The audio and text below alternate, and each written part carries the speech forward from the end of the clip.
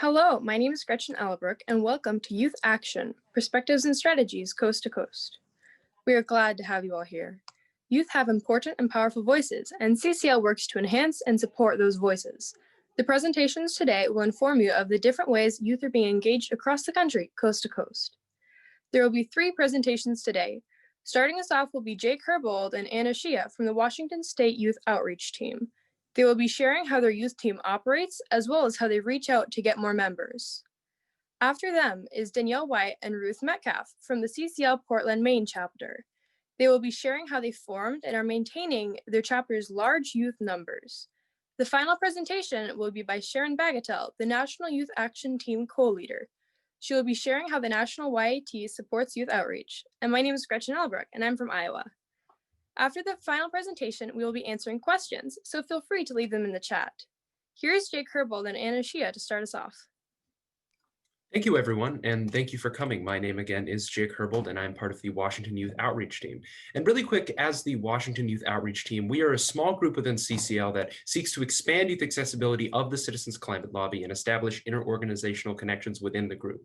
And we are based specifically in Washington. We started about 8 months ago during the middle of the pandemic, and we hope today to talk to you a little bit about how we did that and some of the biggest takeaways that we came up from by starting this group during the pandemic and kind of what we decided on. And the first thing I want to talk about is our team structure.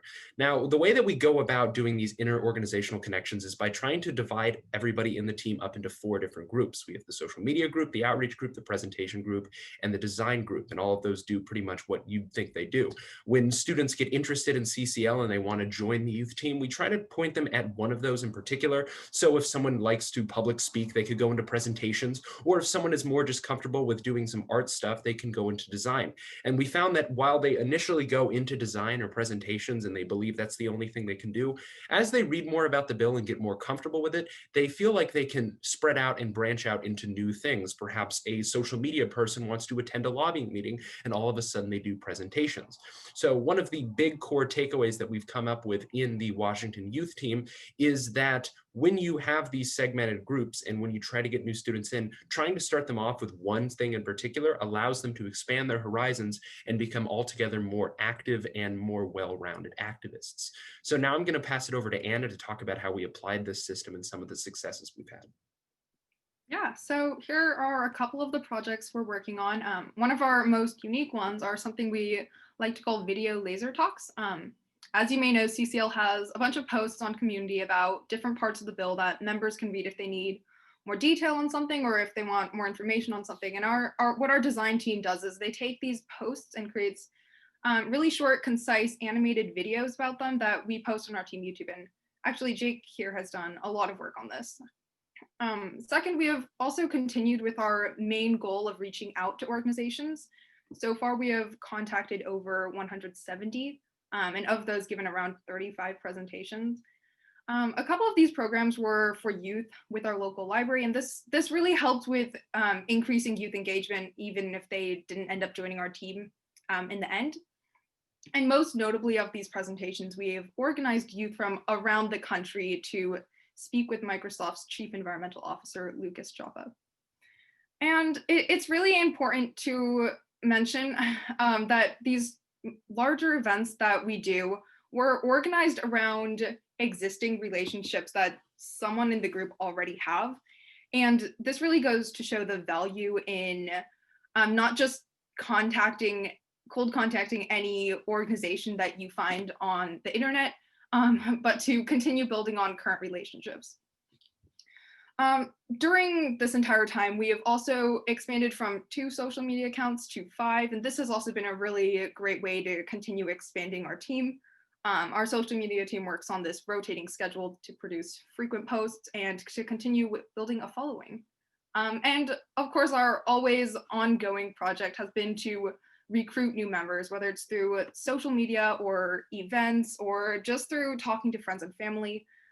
We've gone from about 2 members to start to around 41 members right now, just in the 7 months of our operation. And with this, it's always amazing to see how many people are interested in doing climate work and just joining this team if you just extend an invitation.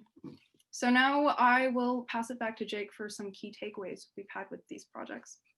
Yes. So we hope that if there's nothing else you remember about this presentation, that if you were either an adult looking to start a chapter and reach out to youth, or a youth member looking to start a chapter in your own area, these are the three things that we've kind of realized as a youth team operating for so long that we think you should also implement in order to see success. The first one is to advertise the advantages of volunteering with CCL. What I mean is when you reach out to other students about CCL, making sure to say that you might be able to meet with legislators and you will get service hours. A lot of students right now are looking for service hours to complete their school requirements, and a lot of these service hour jobs and positions are simply not available due to the pandemic. So CCL is a good draw and a good way to get people in. So having that service hour point, we find, is a really convincing way to get new students.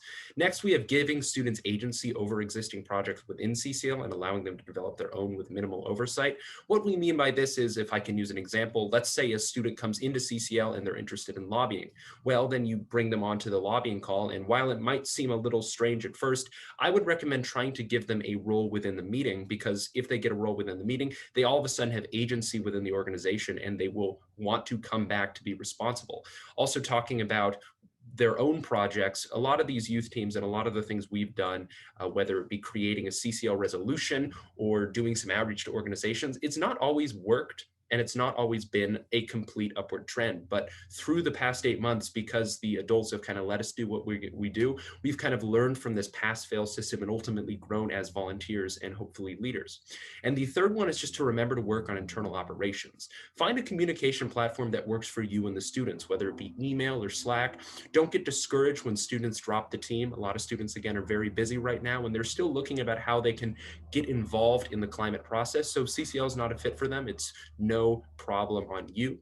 And then last, just focusing on the fact that while there more people may mean more people may not always mean more productivity. Anna said that we have about 40 people in our team. I'd say about half of those were currently available. And we just have to focus on retention and allowing these people to feel like they have agency. So thank you. Thank you for a nice presentation. Up next is Danielle and Ruth. Thanks so much. My name is Ruth Metcalfe. I'm from Kennebunk, Maine, and I'm going to be talking to you about the story of CCL and the Maine Youth Environmental Association. So for the past 3 years, students from across Maine have spent November at the National Lobby and Training Days in Washington, D.C. The Maine Youth Environmental Association, a coalition of students from across Maine working together to connect high school environmental clubs and activism opportunities, started its partnership with the Portland, Maine chapter of CCL back in 2017, as they began bringing 3 students to the National Lobby Day. As you'll see in a video coming up, after success the next year, the group doubled to 6.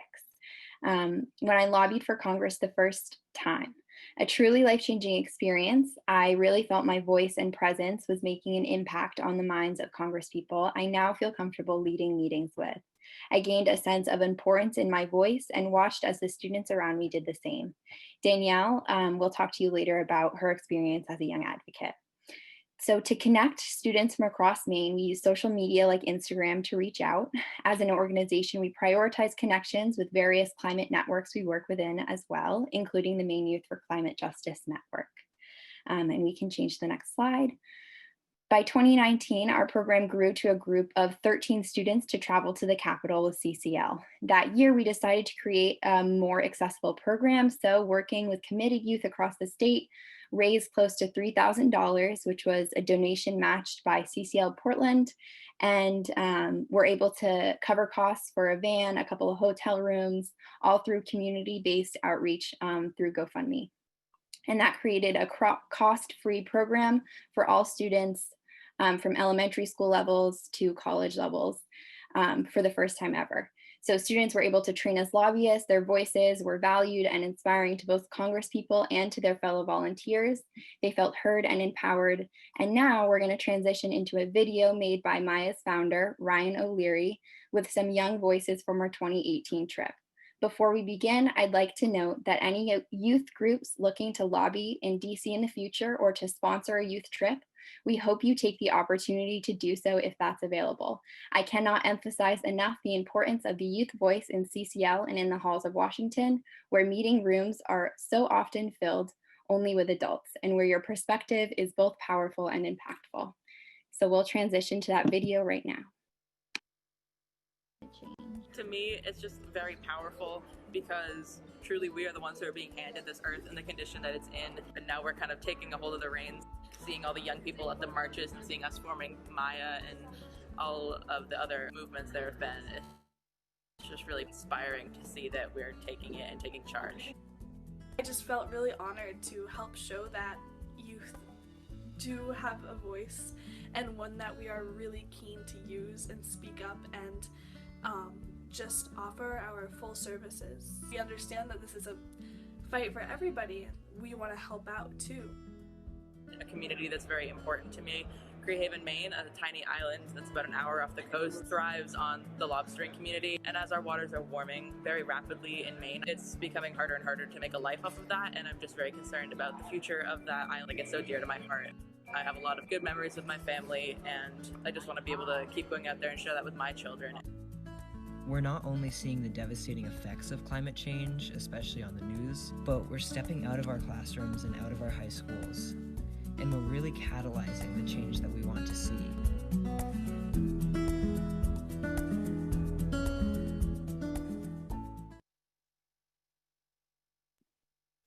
Thanks so much, and I'm going to hand it off to Danielle. Thank you. Hello, everyone.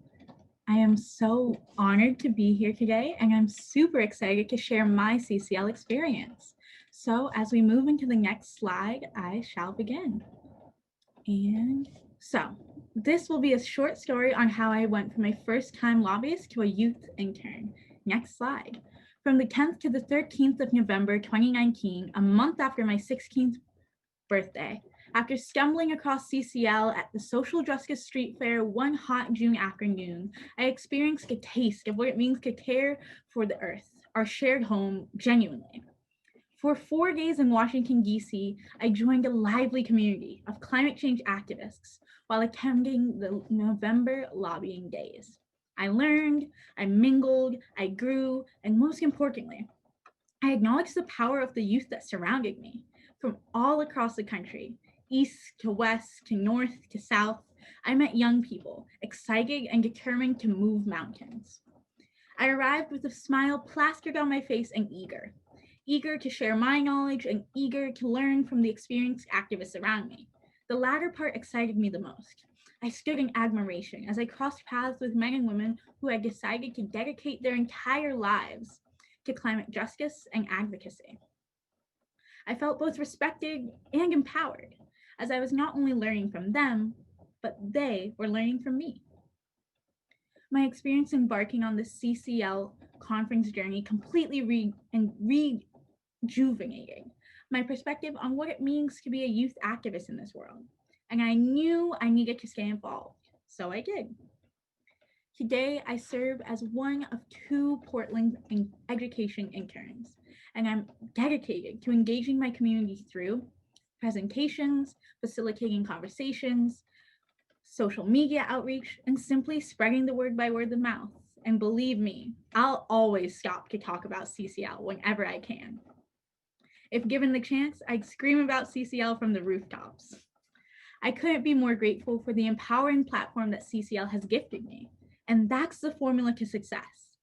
Adult plus youth mentorship, coupled with the fervent belief that change is on the horizon, equals success, equals empowerment, equals a large youth outreach, and equals the incentive for youth to participate and keep that participation going through their everyday lives. So thank you, CCL.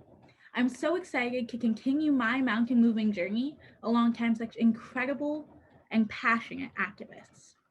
With all that being said, I'll now pass the Zoom mic back to Gretchen. Thank you so much, y'all. Thank you for an informative presentation. Up next is Sharon Bagatell, who will be sharing how the National YAT supports youth outreach. Thanks, Gretchen.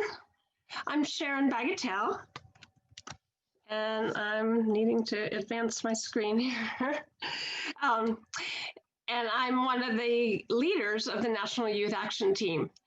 I work closely with my co-leaders, Franklin Wu and Destiny Lloyd. Several years ago, Destiny and I both saw the incredible potential for youth participation in CCL. CCL offers what I like to call a particular flavor of the youth climate movement, combining engagement in democracy, action, and personal empowerment. But finding your way as a 15-year-old in this massive, fast-paced organization can be a little daunting. So with Franklin and many others, we've created a space for CCL youth to communicate and interact with other young people. We also work with local chapters to provide opportunities for effective and empowering youth engagement. We've worked directly with youth and their allies in 21 states, and we hope to connect with more. Our goal is to create a vibrant youth network coast to coast, and of course in Alaska and Hawaii as well. In just the past year, we've come a long way. We've created several important resources. We released this guide for chapters on how to go about reaching out to youth and either incorporate them into their chapters, as you heard in the Portland, Maine talk, or to create local youth action teams specifically for youth, as you heard about in Washington State. This summer, we put together this toolkit specifically for CCL youth looking to step into leadership. It takes you step by step through the process of creating a youth team, doing outreach to build and maintain the team, and outlines how youth teams can take action to leverage their voices in ways that adults really can't. We also hold virtual trainings specifically for youth. We've done several youth climate advocate trainings to help start teams. And recently we did a very successful youth lobby training to prepare middle and high school students for actively participating in lobby meetings next week and beyond. And each month we have national calls focused on particular topics such as utilizing social media and climate advocacy, making presentations in classrooms and that sort of thing. The Youth Action Team has a special media team, social media team that runs our Instagram, and we're really excited about a new group that will be publishing a youth blog. So look for that. And drum roll, soon, we will have a youth website to really grow our CCL youth network. This was actually Franklin's idea, and he pursued it with CCL staff, and we're just delighted that it's coming to fruition. The website is designed to be a welcoming and inspiring entry point for youth looking to get involved. We feature the stories of students who have taken action all around the country. And through the website, youth can connect with chapters, youth teams, and a whole variety of resources and support. An exciting outreach program we launched this fall is called CCE in the Classroom. We thought, well, where do diverse groups of youth hang out? Well, yeah, in schools. So we launched this program, and there's so much that CCL does that fits right in with the school curriculum.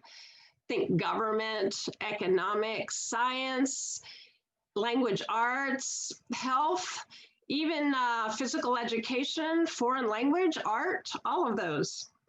We matched middle and high school teachers with teams of youth to do virtual presentations.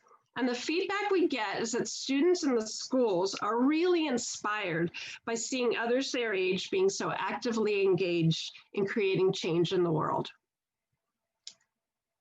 And finally, we provide direct support to help grow the youth movement within CCL. I really delight in getting emails from youth new to CCL who are trying to figure out how to plug in. We support groups of youth who want to grow and build and grow their youth teams, as well as provide one-on-one support to adult youth allies. I'm super excited to see a crisscrossing interconnection of youth initiatives which, put together as a whole, are growing into a powerful and vibrant CCL youth network. Thanks for listening, and here's how you can get in touch with the National Youth Action Team. And I'll toss it back to you, Gretchen. Thank you for your presentation. Now it's time for the Q&A. Kathy, are there any questions in the chat? Yes, we have some questions. One person is wondering if the youth team is working is working with local green teams in neighboring schools and working on any other environmental programs like solar, organic collection, tree planting, etc. Or do you focus just on CCL's policy? Jake, would you like to take that one? Sure, if other people want to break in as well. One of the main things that at least us as a youth group do is, again, we do focus on the policy, but one way that's manifested is also through climate education. Through the past 2 months, we've had several local events with the KCLS library, which is the Washington Library, to educate students about climate change and not necessarily push them into the CCL policy, but more just to provide them with the facts and the information that they might need in order to form an opinion on a bill like CCL. That's kind of our motto, is not to force students into believing that CCL is the only solution, rather just to provide them with the education that either schools might feel is too upsetting, sadly, or feel like it's too controversial. And yeah, we've mostly focused on education and, again, that bill. Okay. Thank you. Are there any other questions? Yes, some people were wondering if that your youth team is working to build bridges with other climate youth groups like Sunrise. I can take that on. At least for us, we work within other youth networks. So the Maine Youth for Climate Justice Network is an example of that. So they have representatives from Sunrise, from 350 Maine, connected to the Maine Climate Council. So kind of working in coalition with groups like that, that provide those connections to other working groups is really important, because I at least think when climate activism gets too spread out, it gets a little bit trickier to feel connected. So we really value using those resources to connect with other organizations. Okay. Do we have time for a couple more questions? I think so. Okay. There's definitely people that are interested to hear your perspectives on the best way for adults to work with students and provide real support, for the work that you're doing, and obviously not take over, but provide support. So we'd love to hear your perspectives on that. Happily take that one. I would definitely say, as I mentioned, that the adult to youth mentorship and the youth to adult mentorship programs of CCL and those relationships are what really hooked me in, hook, line, and sinker. So this idea of, I can share from my personal experience of just the bare factor of feeling respected. When I sat down at tables, it wasn't, oh, there's a 16-year-old here. It's, oh, there's a fellow climate activist here at the table who happens to be younger. This acknowledgement of youth while also not utilizing it as the main characteristic. Of course I'm young, but I'm also Danielle. Of course I'm young, but I'm also a passionate activist. So that acknowledgement of youth, but not having it be the center of every conversation. Also acknowledging the fact that youth are not a monolith. I respected CCL so much when they began to ask from my perspective, not always, oh, so what are all young people doing? So those key factors of just respect, individuality, and the constant acknowledgement that we are ready to learn, excited to do what we can, and all we need is your support in the aspect of respecting us and also sharing your thoughts on us and having fruitful dialogues. Feel free to disagree with us. You don't always have to support us in every single way. You can disagree with us, we can clash opinions, and we'll be right by your side too. And I could actually add on to that. Our Washington team, we have an adult mentor, Gwen Hansen. I think she's actually on here. But it's really helpful to have an adult there to help with any sort of like questions you might have on something or stuff that are more complicated that I know I personally haven't worked with, like financial stuff with our team and other stuff. And it's been really helpful to have an adult there to just help with that. And I also know Gwen here does a really good job of helping us, but not like I guess like not getting too involved and still letting us have our own freedom to do what we want. And that's something that we really appreciate. And I know like when we speak to people, everyone talks about like how great Gwen is at like helping but not taking over, I guess. And that's been a really valuable aspect of just doing it. And I think our team would not have had the success without having an adult help us. All right, looks like we have time for about one more question. Okay, great. So our last question is that you mentioned starting from existing relationships, but what about young people that are completely starting from scratch? What are the best steps to starting a youth team? And especially if you could speak to the challenges of getting started during COVID.